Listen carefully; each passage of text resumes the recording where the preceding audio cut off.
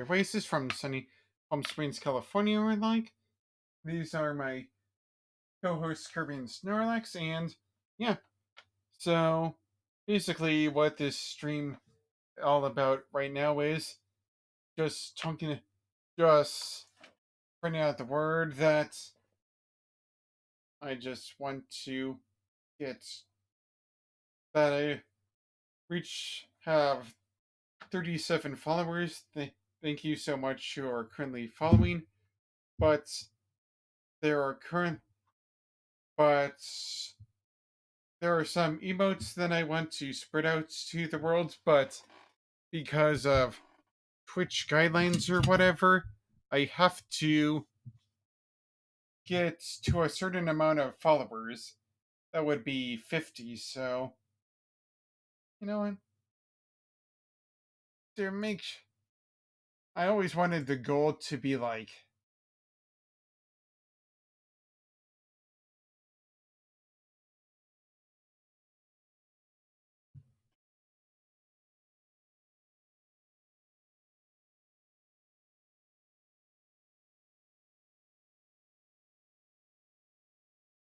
I always wanted the goal to be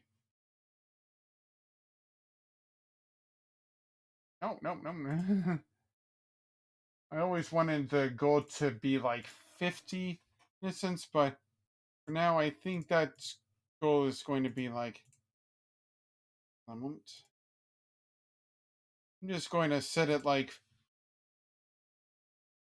50 right now, so yeah.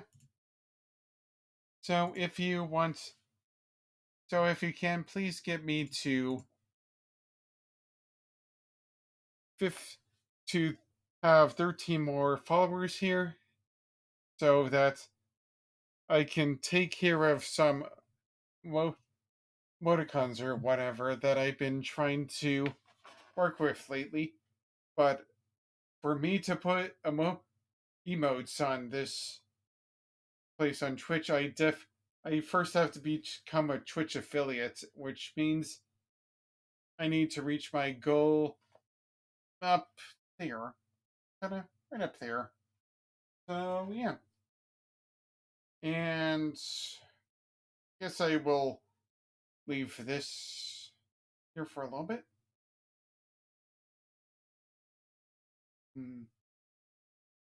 Just like no, oh, never mind.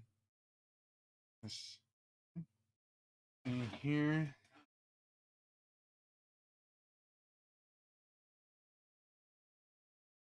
Q and E.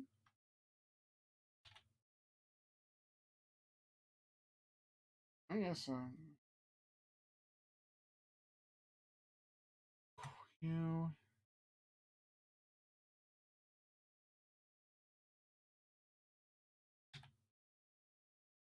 No, just chatting for now. Alright, so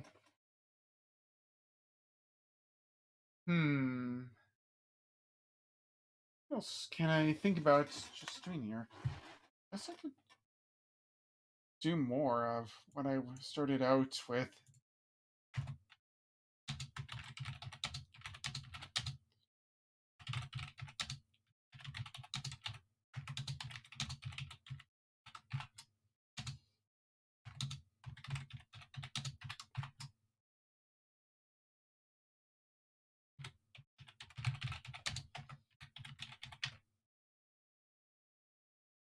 Hmm.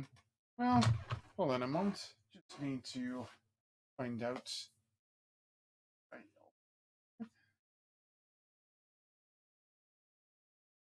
I need around 88, I believe. So, let's see here.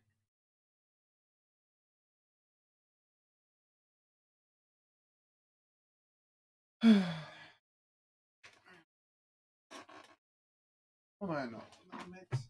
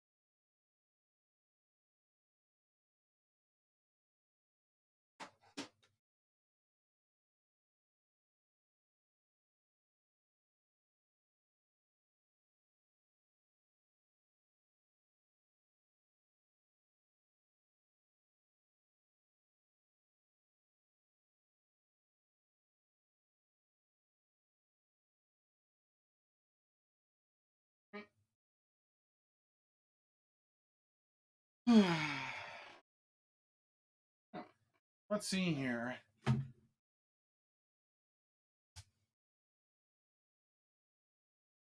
Right, one was next here. I was on Aerosmith last time, so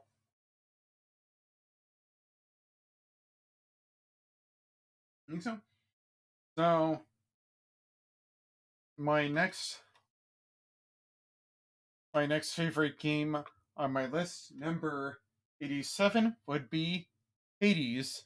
And yeah, my favorite thing about Hades is the fact that let's see here, it's based on Greek culture to a sense, but it's also flips like some things we would perceive about some of these characters, like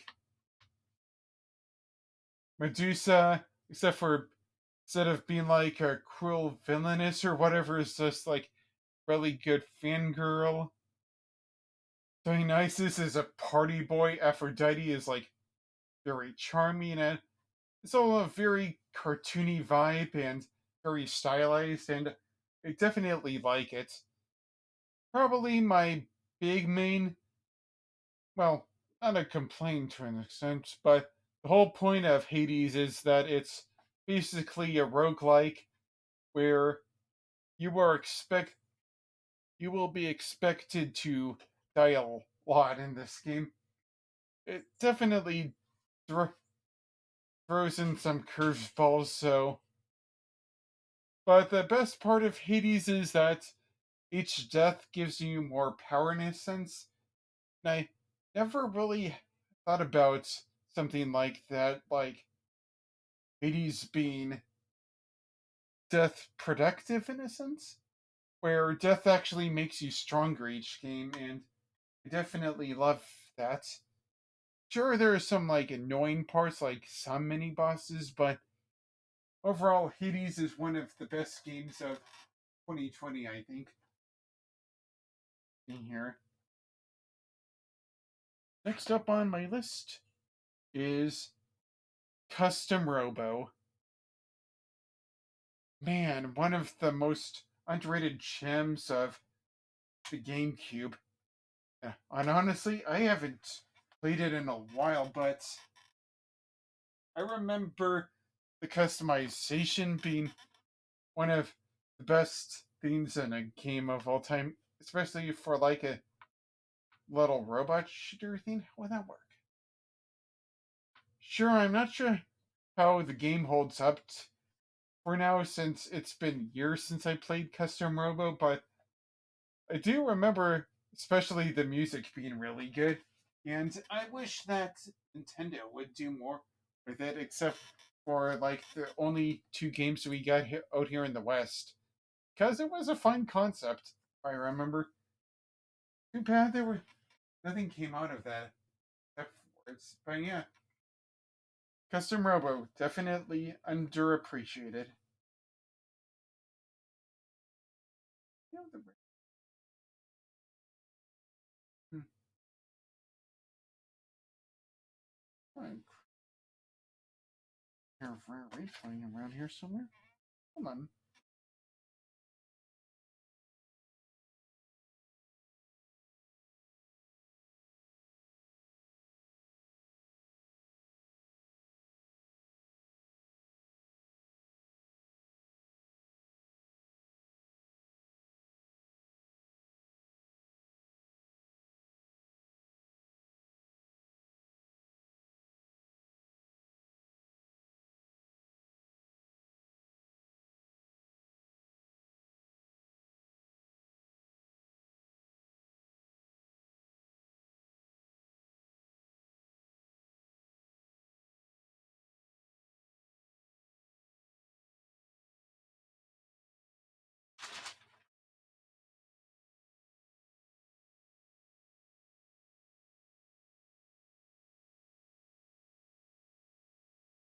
Yeah, there we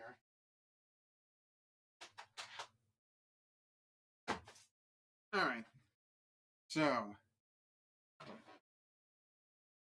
on my next list of games I have is definitely not bad. Definitely not bad. Huh. I wonder why I have two games in here. Next on my list would be Banjo Kazooie for the Xbox One. Currently have this thing right here. So, yeah. Banjo Kazooie. One of the most definitive games on the Nintendo 64. See here. One of the best collectathons this time. And yeah, see here. It's definitely quirky, definitely funny. The dynamic with Banjo Kazooie as a couple is amazing. The music is incredible and iconic. Worlds themselves are, for the most part, great. And my few complaints with, hold on a moment. I should say that Grunty is a very effective villain of sorts, but yeah, Banjo Kazooie is one of my favorite games of all time, but it falls flat in a few areas. Like there are basically zero. I mean, not much bosses in terms of fighting. I mean, not in the conventional sense. Some power ups that you get are like very circumstantial. There's, I mean, and there's also some sense of overall exploration, but there are some moments of backtracking in these games where you need the right power-ups and so on. Here. And I think the as much as I like the twist at the end, the final battle itself is like one of the most hectic and some probably a little bit frenetic and not to my taste. Oh, and in the original version, you had to collect all of the jiggies and notes in one sitting. That's why I definitely recommend the Xbox box version because you don't have to deal with that. So, yeah, Banjo Kazooie is one of my favorite games, and I have a few problems with it, but that's not to deter it. All right, Assassin's Creed. specifically Assassin's Creed 2. When I first played the first Assassin's Creed, I didn't wasn't I liked the concept, but the location, the fact that it was taking place in Jerusalem around that area of time didn't really click with me, and I didn't like Altair as much as a character when it came to background information, but the setup to the series was great. But I felt like there needed to be more pizzazz to the series, and thankfully, Assassin's Creed 2 definitely took care of my problems of the first game. For one thing, it takes place in Renaissance Italy, so a certain kind of person will be there. Not to mention, there's a lot more to the story when it comes terms to the Espiritos, the Templars, and the Assassins thing in the modern day world. Not to mention, Ezio Auditore is definitely a far better compelling protagonist compared to Altair, and there's a lot more stuff in Assassin's Creed 2. One of the most it's one of the best peak Ubisoft games before they didn't know what they were doing afterwards, but Assassin's Creed 2 definitely look just because it's definitely one of the best games of the millennium so far. And what else is there? Speaking about games that are really good from Ubisoft, Rayman Legends Definitive Edition. So, first things first, I do have a version of Rayman Origins, but have yet to defeat Rayman Origins as of this recording, so need to eventually beat Rayman Origins, another bucket list things, but Rayman Legends, preferably one of my favorite Rayman games. And it's really saddens me that we haven't gotten another Rayman game since Rayman Legends. I mean, it's same thing like Donkey Kong Country recently. It's going on with some of the older IPs that suddenly reemerged in the early 2010s. But yeah, Rayman Legends, just a very solid platformer and really good mechanics. I haven't played this game in a while, but I remember it being fun, so yeah, definitely really like it. And this is like really fun, and there's co-op as well. That was the main thing about this. But I played it when there weren't many people out there, so who knows? Okay. Next on my list. Oh right. Hold on a moment.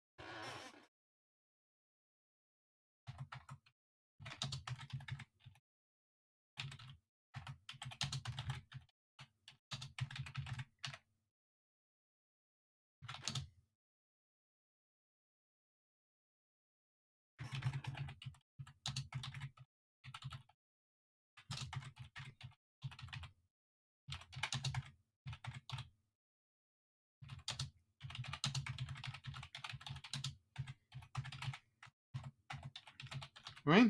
Let's see here. Okay, so 82 is going to be a doozy.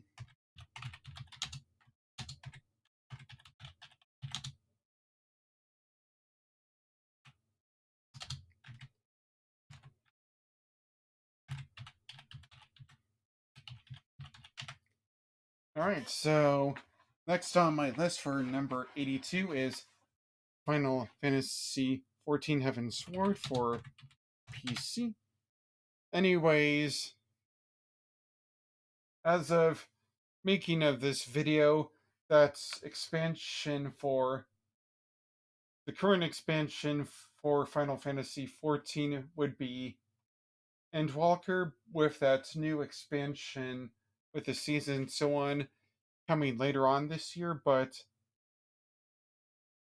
okay, so first things first, I played A Realm Reborn and started around like 2017, I believe. Don't exactly remember the timeline, but eventually I moved on to the expansion Heaven's Sword, and the story itself is probably one of the most interesting things that I've ever played in a video game. And I mean, the customization, the party members, the lore, the stories, the music, especially the music, fan service, and there's so much to enjoy about Final Fantasy XIV. But I'm mostly focusing on the Heaven's Sword expansion pack because I've only played that expansion pack as of now and the base game. So yeah, I definitely think because of expansion and all of that, that I would give Heavensward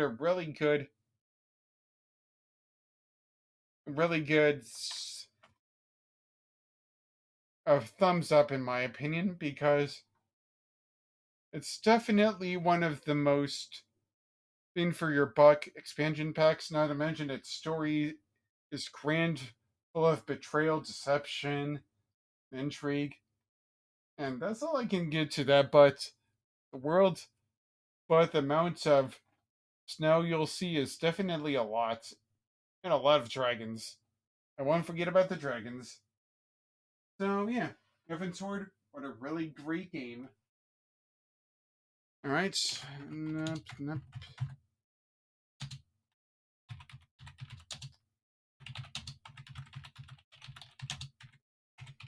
All right, so 81 will be Pikmin for Nintendo Switch. Honestly, for how short it is definitely one of my most overlooked games on the GameCube. I mean, I didn't. The only thing I knew about it was pretty much Olimar and some details. I knew that the series existed, but I wasn't too much of a huge fan. But when Pikmin 4 was in the rounds and being touted, I was like, you know what? I'll give Pikmin a try, the whole series at least, to get ready for Pikmin 4. And yeah, the first Pikmin holds up surprisingly well. I mean, for how short it is, the bosses are memorable, the day and night, the real time strategy theme, probably one of the most balanced games ever. And there were a few annoyances here and there, but I did enjoy the journey. As for Pikmin 2, spoilers ahead, Pikmin 2 is not going to be in my top 100 games of all time. I like it, but there were a few things that I didn't like about it, especially Louie and the caves system. Oh man, I hated the cave system. Nightmare. So yeah, Pikmin is a really fun game.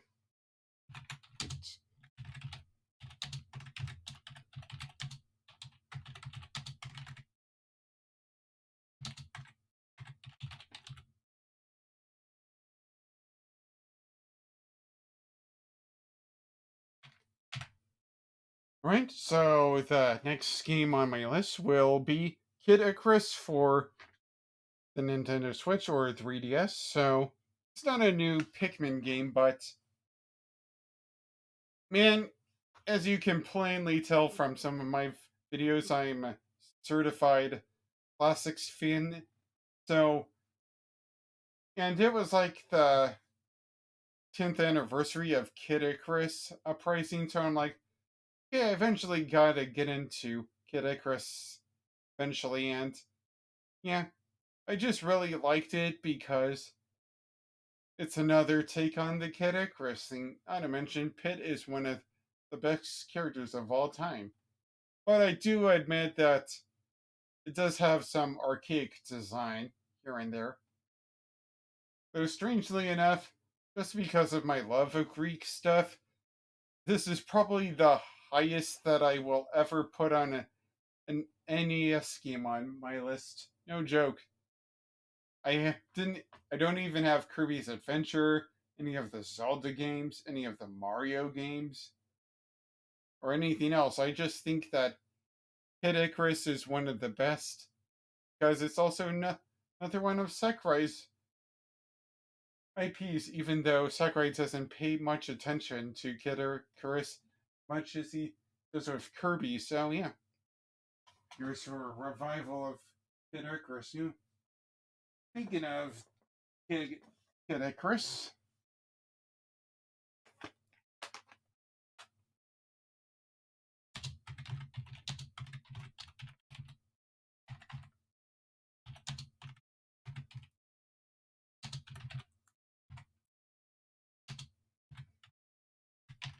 All right, another game that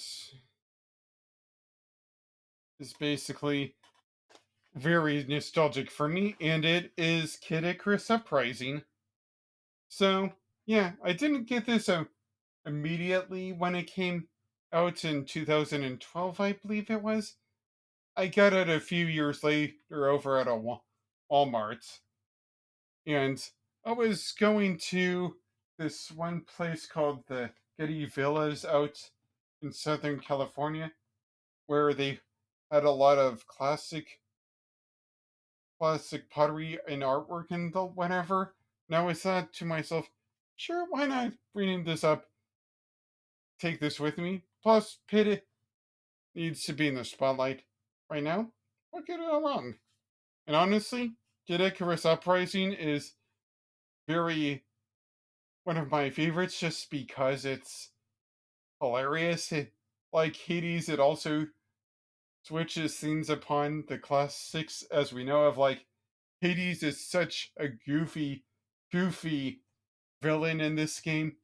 Like compared to his counterpart in Hades, the game where he's just basically a no nonsense dad. In this game, he's basically just really a buffoon. And yeah, the only thing I know that people really don't like about this game are the controls, and to an extent, I do definitely agree with that.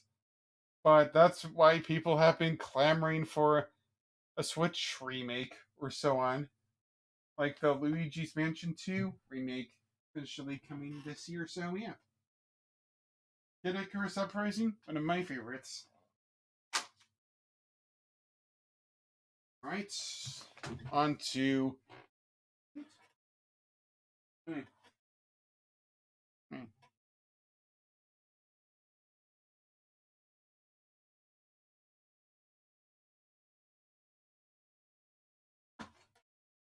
hmm. Right, so 78 will be Super Metroid. So yeah, the first two games that I played before Super Metroid were Metroid Zero Mission and I think this Metroid 2 Samus Returns remake on the 3DS. So I was a little bit worried that I wouldn't like Super Metroid, but Super, Super Metroid is one of the best SNES games of all time. Sure, I played it on think I played it on the on the Wii U, where control wasn't really precise as playing it with an authentic controller, but regardless, the back basically it is thanks to it and Castlevania Symphony of the Night, they were both instrumental for making the Metroidvania duology or concept, and Def Super Metroid is responsible in a lot of ways for that. If I remember a few nitpicks is basically the whole backtracking thing. I don't know. Or is it the bosses? But I won't lie and say that Super Metroid is one of the most colorful, most lore heavy, most setting heavy, and all of that. And the bosses are really creative too, especially the endgame stuff, and really is definitely a force to be reckoned with. And the music, top notch, even if it's atmospheric to an extent. So yeah, Super Metroid is really fun. I will agree on that. Right. Next up would be Star Fox 64 3D. Hold on a moment.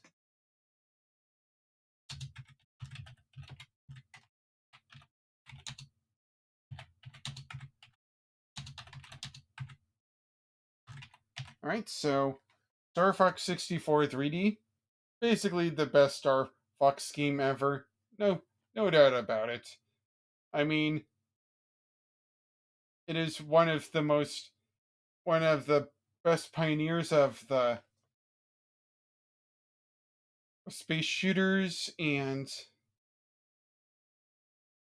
it's it definitely got an upgrade with its 3DS remake, and all of the bosses and so on are memorable because of how you players can approach each world is unique and creative. Not to mention your friends are basically jerks and sometimes and friends bosses are creative. And even though the music is atmospheric, it's really fine for them, and gameplay is solid. Basically, one of the best experiences that got a remake on the 3DS, and I'm thankful for that.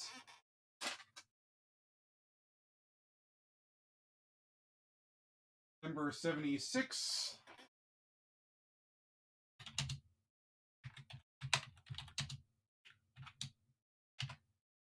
Sonic the Hedgehog 2. So, yeah, I originally played this on the Sonic the Hedgehog Nintendo DS compilation thing, and remember, from what I remember, I really liked a lot of most of the levels. Of course, I gotta talk about the fact that the spin dash is a new super spin dash is a new move. Tails is a great addition to the cast. The levels, the bosses, Dr. Eggman doing his stuff. It's for the most part great.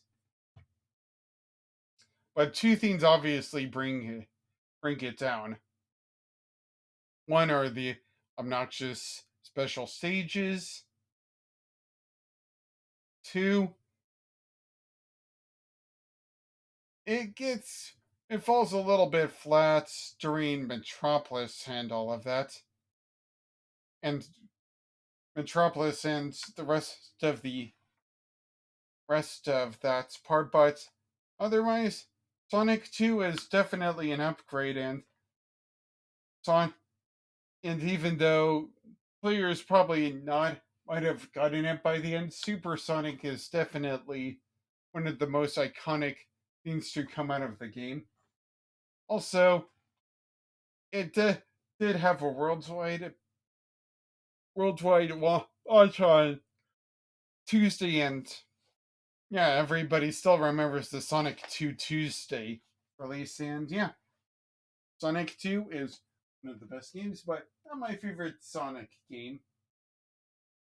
Oh boy.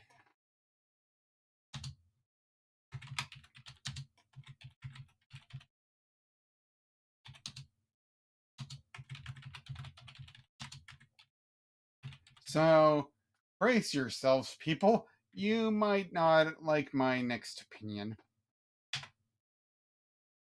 Alright, so. Yep. This one is a little bit controversial to talk about.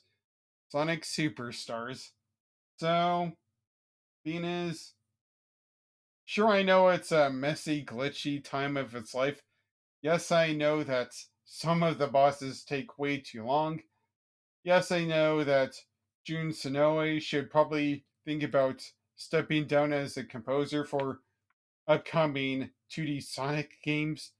Please go back to your guitar roots and all that, Jun Sonoe. But in all honesty, there is some fun to this game. Like, some of the levels are really good, although a few of them are like really, really bad. Like Bridge Island, Pinball Carnival Zone, here, Lagoon City. There's some really great stuff to be in here. Not to mention, the cast of characters are basically intertwined with their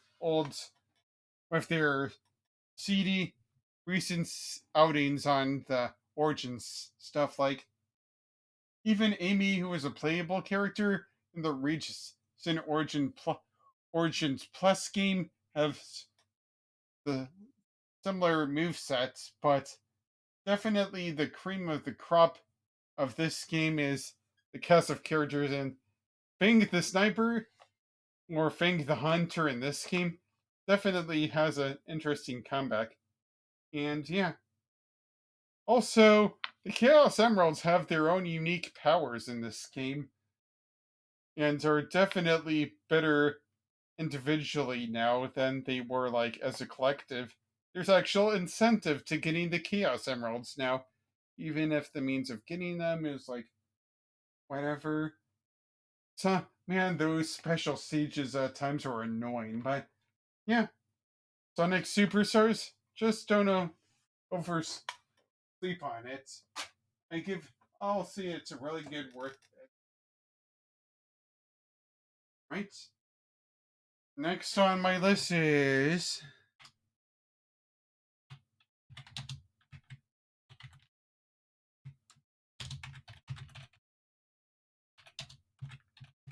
Right? Next on my list would be Teenage Mutant Ninja Turtles Shredder's Revenge. So, interestingly enough, it might be my favorite TMNT game only because I think it follows the thorough line of Turtles in Time, but expands on a lot of stuff, and there's more villains and so on. Not to mention the amount of playable characters. Not a, goes from 1 to 6 in this game, and that is just insane. So,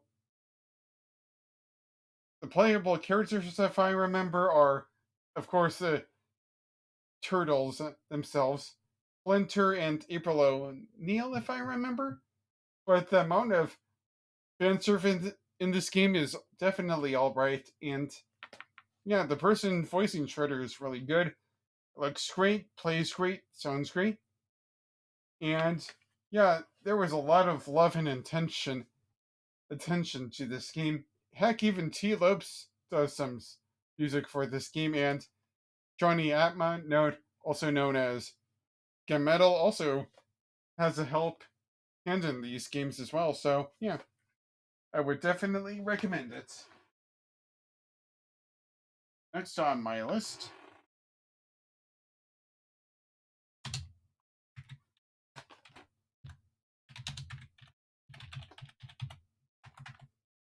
Alright. Next on my list to say everywhere is Final Fantasy IV. I'm holding the DS remake, which I didn't think would be an interesting experience, but if you want a hard experience for your Final Fantasy game, I definitely recommend the 3DS remake. But currently, there has been a Pixel remaster. I also highly recommend right now that's currently on consoles. So, anyways, thing about Final Fantasy IV, man, there are some great characters, some great bosses. The music is one of the best of a Final Fantasy of all time. Looks great. The world, the back story, all of that is excellent. Although there is definitely some parts of the story that is more comedic and it's more of a melodrama in a sense. And compared to six, there's not much of consequence compared to six, but don't sleep on Final Fantasy IV. It was also the progenitor of the. It also for. It also coined the ETB system, the active time battle system, that not much RPGs use nowadays, but for its time, the whole thing about active battling while your opponents can also attack probably during your turn was definitely something interesting. Final Fantasy IV, even with all of its faults, is still an amazing game. Here.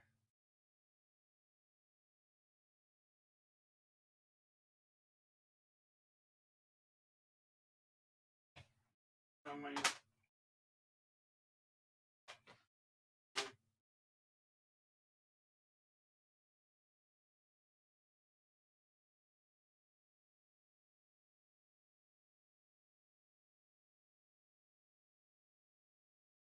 Hmm, another one. Oh, okay. Okay. I, I also had this game Crush 4. It's about time on my list, but for whatever reason, it's not on my list anymore, so honorable mention to Crush 4, it's about time.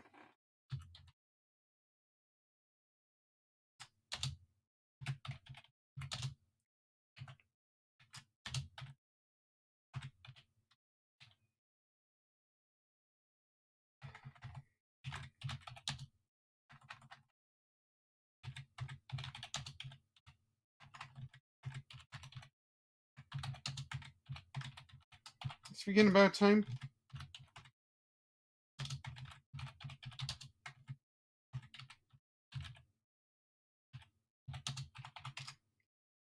alright, let's see here.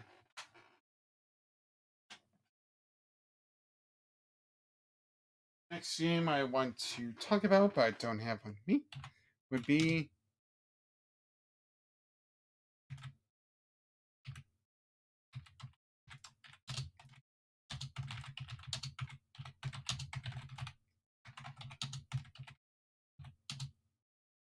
Right, so number 72, I think. Right, so number 72 on my list would be The Legend of Zelda: Link to the Past. Great story, great characters, great music. It's, for the most part, really great. If I only had like a few problems, it was probably some of the bosses and some of the dungeons. But honestly, that's. I didn't. I think it was like a little bit harder than I would have expected, but I'm not going to detract all of that because at the end of the day, A Link to the Past is a really great game, but also the fact that there's something else that I also played its quote and quote sequel beforehand, so it was just going weird. And also, you know what? Actually, no. I still think that Link to the Past is a great game, but oh boy, you would not believe what I have for the next one.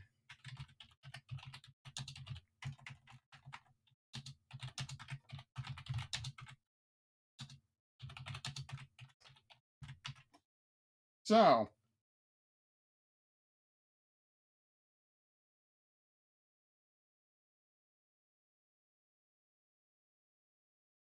Ocarina of Time.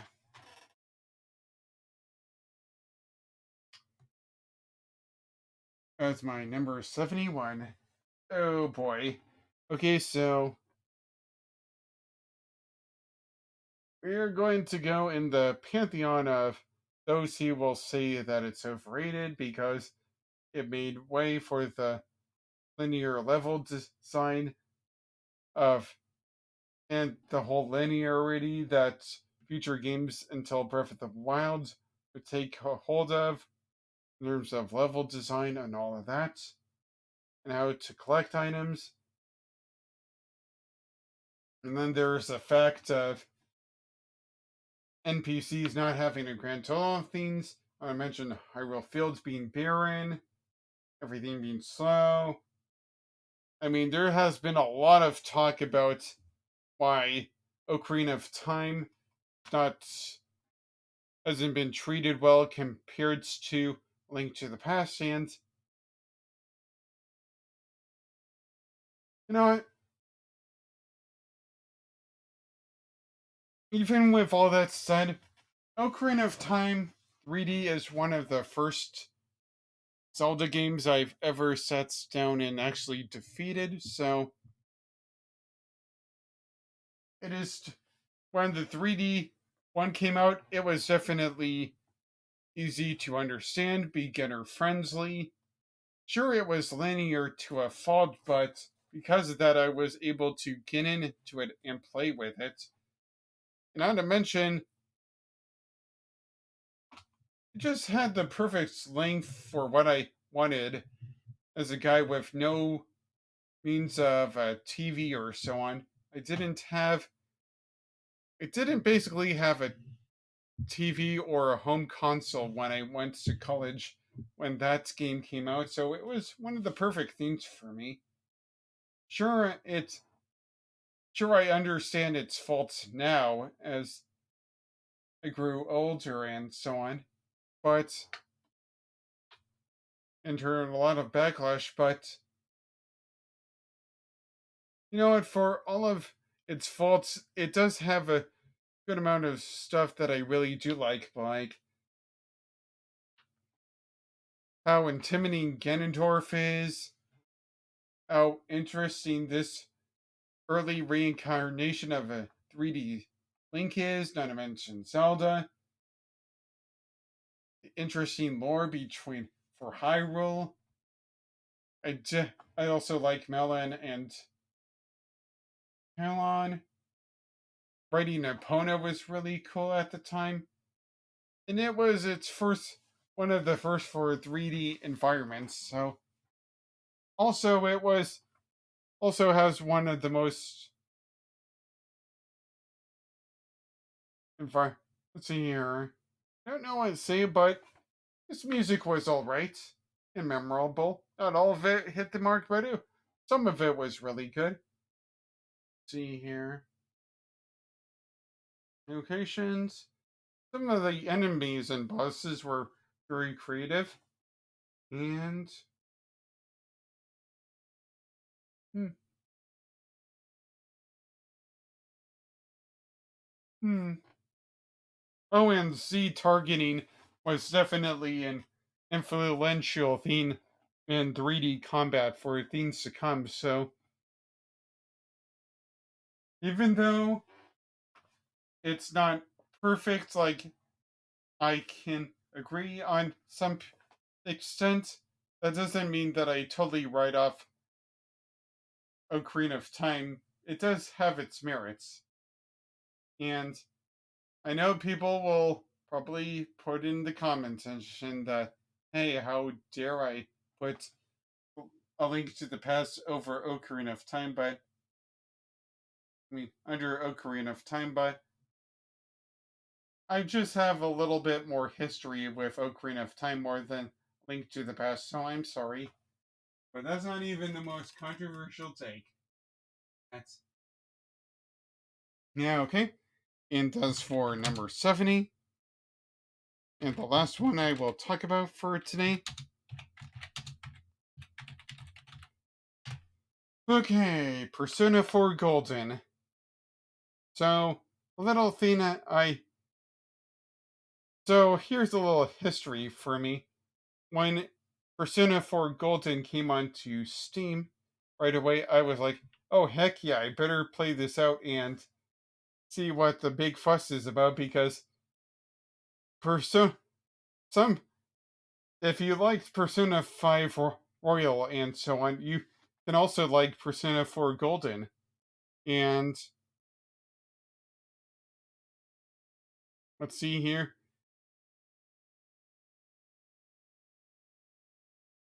Persona 4 Golden is strange in a sense. I do like it. I mean, a lot of the main characters are really good. Sure, the bosses were just like basically challenging the party to their own, getting their own personas.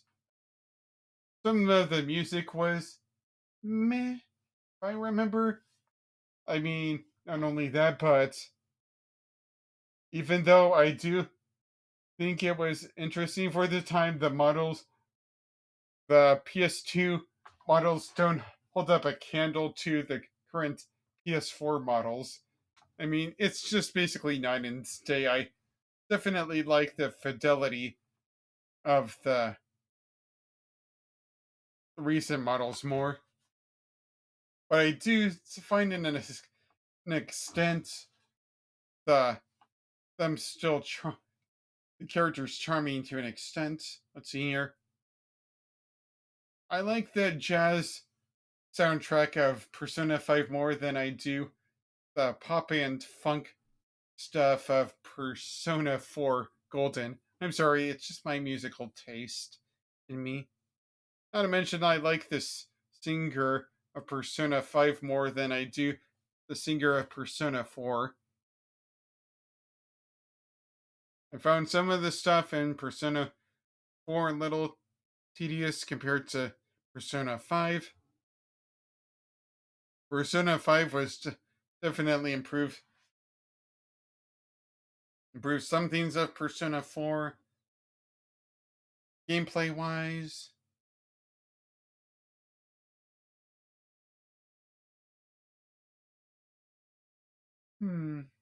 See here.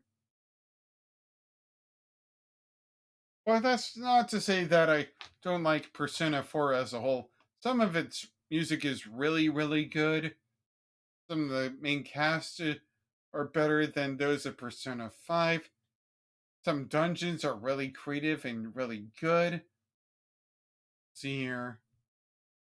Not sure about the actually the way to require the true final boss of Persona 4 Golden is like really obtuse and really good.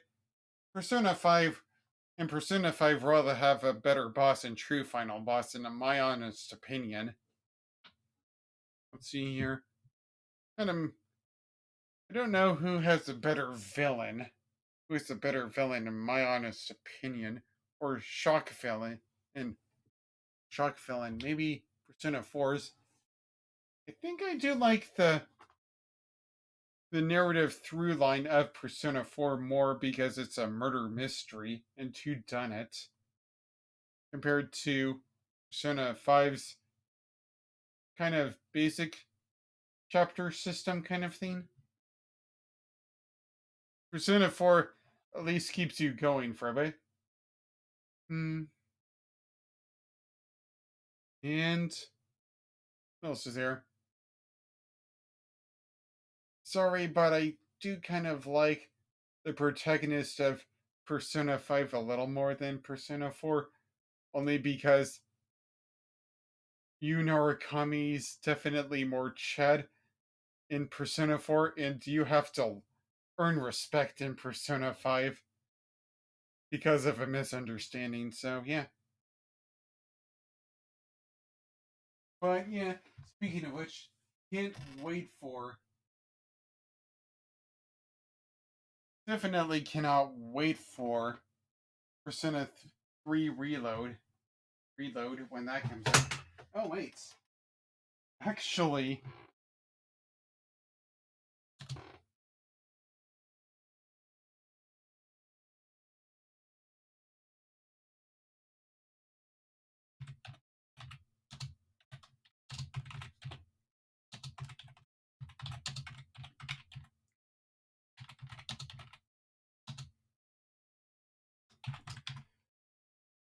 So yeah,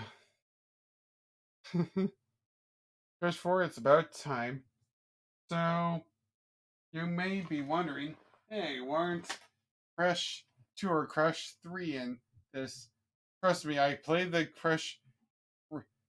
Crash Bandicoot Insane trilogy, and I have defeated all three of them. Crush 1 is just mediocre, probably the same with Crush 2.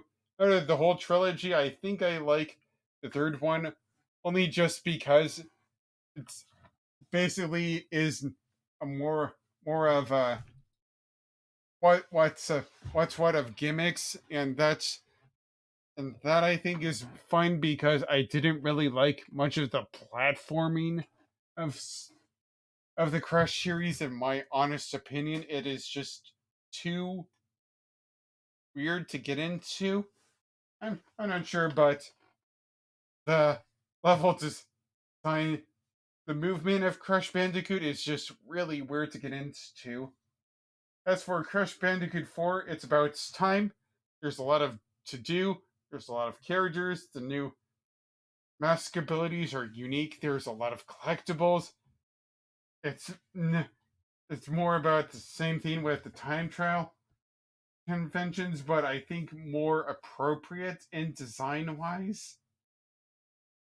But man, do I have to admit, at times its difficulty is straight up what? Not a not to mention there's probably like too much collectibles. How anybody is able to defeat it on its first playthrough is beyond me. I could count the amount of deaths that I had in probably like the last stage, and that one is like a mask gauntlet of heck.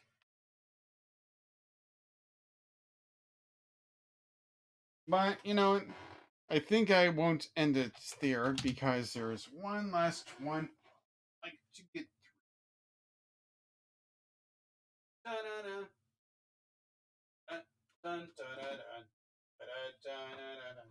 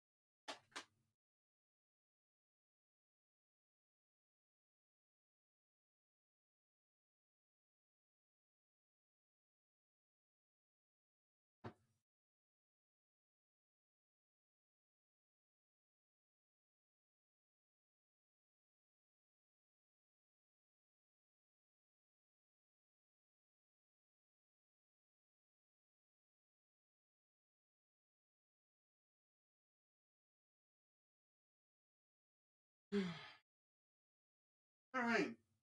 I bought that one. Mine. Right? So,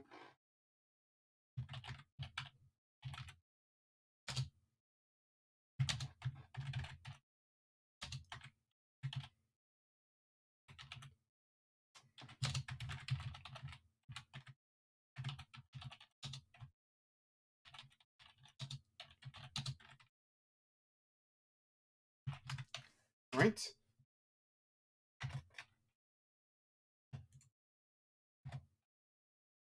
Okay, so last on my list to talk about will be Crush Team Racing Nitro Fueled for the PS4. It's basically Crush Team Racing for the PS1, but a lot prettier, grittier, or at least looks amazing. It sounds amazing. A lot of and the characters are amazing. The characters you play as have been improved since the PS1 counterparts. The tracks themselves are just as great and better. And there's even some tracks from the Nitro Team Racing game that have been tweaked to play better for the game. Although some of them couldn't make it the for this game because of the whole there's no anti-gravity or whatever in this game. But yeah, not only that, but the deals the extra characters were cool, even though that whole season passing was kind of a nightmare to get around. But yeah, Nitro Fueled was a great and exciting thing that happened in 2019, I believe. Was it 18? That was before the upcoming Crash Bandicoot It's About Time game. Speaking about It's About Time gave us an interesting twist on Tana as like a new with an interdimensional thing as well. I don't know. As for Crash Team Racing Nitro Fueled, there is a lot of ways to play as well, and the whole game is unique. It borrows heavily on the story from the original game, but regardless, it's still fun to play, and getting the characters was really, really unique and fun. So, yeah. Okay, so this wraps it up. I was just planning on talking for a little bit, but looks like I will end it right here. Now, Kirby, do you have anything to add?